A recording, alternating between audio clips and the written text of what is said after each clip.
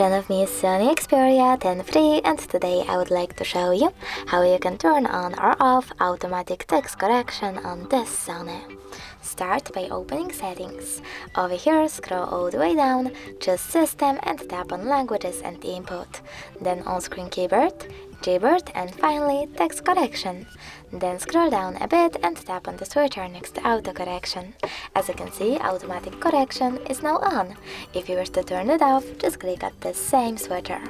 Thanks so much for watching. If you enjoyed this video, leave a like, comment and don't forget to subscribe. Bye!